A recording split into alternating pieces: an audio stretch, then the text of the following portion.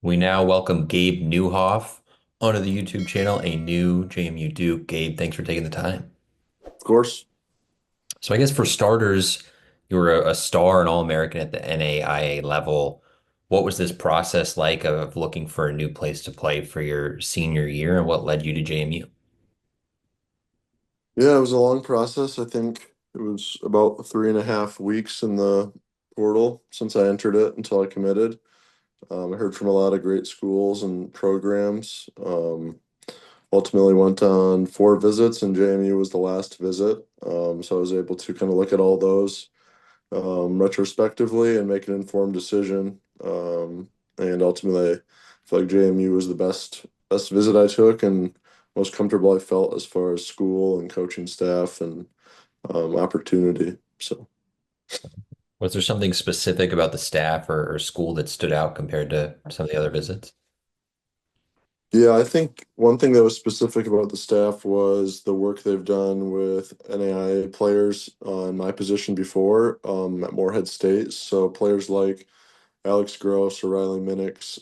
They had a lot of success with them. And I actually chatted with some of them a little bit, and they spoke highly of the staff. So I think that was one thing that stood out. I mean, all the staffs I really enjoyed meeting, so I don't have anything bad to say about any of them, but I think JMU's was really a great experience. Awesome. Tell fans a little bit about your game. I think I was looking through 6 3-point attempts in your career, so you're a guy who's doing a lot of work, I assume, in the low post. I Yep. guess has that always been sort of your style of play, given your height and size? Yeah, so mostly I'd say my bread and butter is back to the basket post work.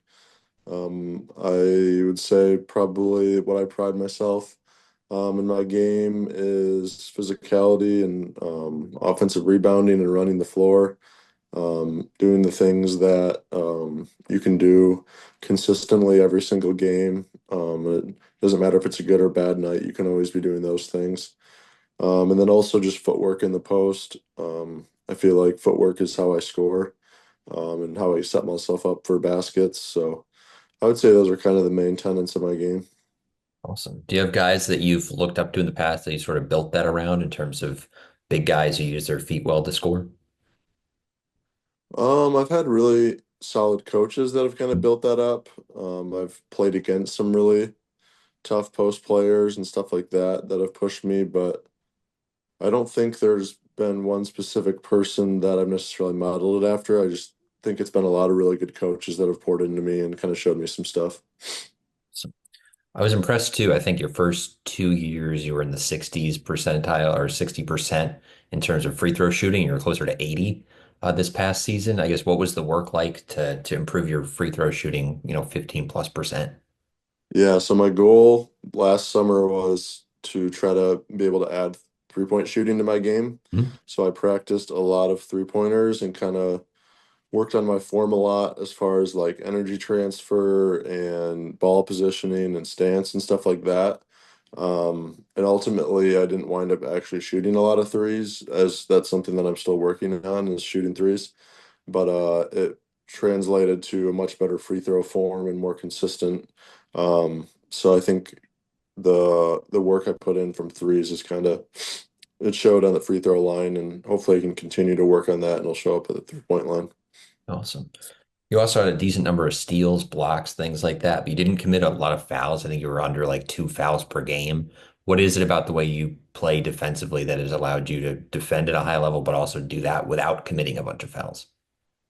Yeah, I would say that the I just try to play smart and play informed. We had some really good coaches that provided great scouting reports, and they gave me a lot of knowledge on how to play against the people that I was playing against. So that was super helpful, and just trying to be intelligent and not knowing the situations, when to foul, when not to foul, how to use your body without fouling, stuff like that.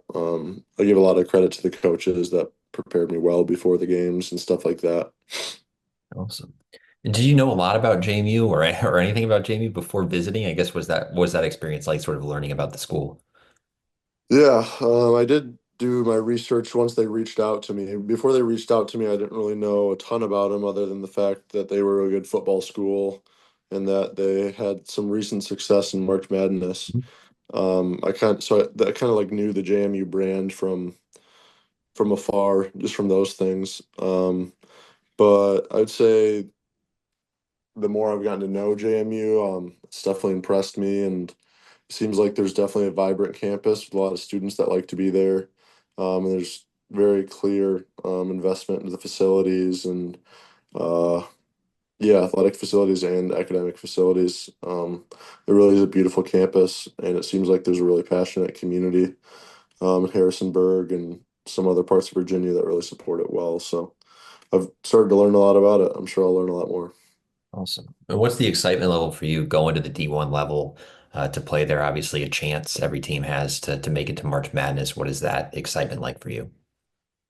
Yeah, it's an absolute dream for me. I've watched Division I basketball since I was a very little kid, and always would play in the driveway, picturing myself as one of those players. So to finally reach that level is truly a dream come true, and I'm going to put in all the work that I can with my team and individually to get the most out of the time I have here and get the most out of that experience. Awesome. I was interested too. You mentioned the 3.5 week process in the portal. What is it like to go through that? I imagine it was maybe different than high school recruiting. What was it like to be, in that position where you got coaches reaching out, you're trying to manage visits? How did you go about juggling all those things logistically? Yeah, well, it definitely helped having an agent. He definitely organized a lot of that for me. Um, and other than that, it was just kind of having to be on my phone all the time, and being available to take calls and texts, and not missing out on an opportunity because I missed a call or something like that. So, it was a lot of conversations. Some of them were one time and then you never hear from a coach again, and some of them were a lot of long conversations and follow-ups. So it was a unique experience, and it was a lot more like speed dating than high school recruiting. Yeah. Because I mean, I think I met the JMU coaches for the first time 2 weeks before I committed. So you kind of got to get a good feel for things really quick, and make the best decision that you can. Um, and then I guess that's what I would recommend anyone in the portal is try to ask as many questions and do as much research as you can because you're not going to have enough time as you normally would want to make a really big life decision like this. So, um, yeah, it was a lot, but it was a really big blessing to be able to be in this position, and have schools reaching out to you and have this opportunity. So I'm glad it's over, but I'm also glad that it happened. For sure. Do you have, I guess, looking back at your time at the NAIA level, do you have any favorite memories from your 3 years there? Yeah, I would say probably my favorite basketball memory was this past season. We made the national tournament and won a first round game. And that was really incredible because we had been rebuilding for a long time and working towards that. And it was a big goal of ours. So to be able to accomplish that with the group of guys that I'd worked 3 years with was a really special experience. And probably off the court, a missions trip that we took to the Bahamas in the summer of 2023. Mhm. That was a really cool experience as well, that I'll never forget. Awesome. And I've got to ask That's sort of what sort of you what you. prefer in certain spots. Are you a guy who loves like a huge dunk, block shot? What's sort of the favorite on court moment you can have as a big man? It's a good question. Probably an and one. Those are pretty. I'd say that probably gets the rest of your team just as hype as just about anything in the game, and it's the opportunity to put 3 points on the board. So, as an offensively minded guy like myself, I think Mhm. probably the and one is probably the one of my favorite experiences when there's a nice crowd there and people are into it. And one in a close game is hard to beat. It's a great pick.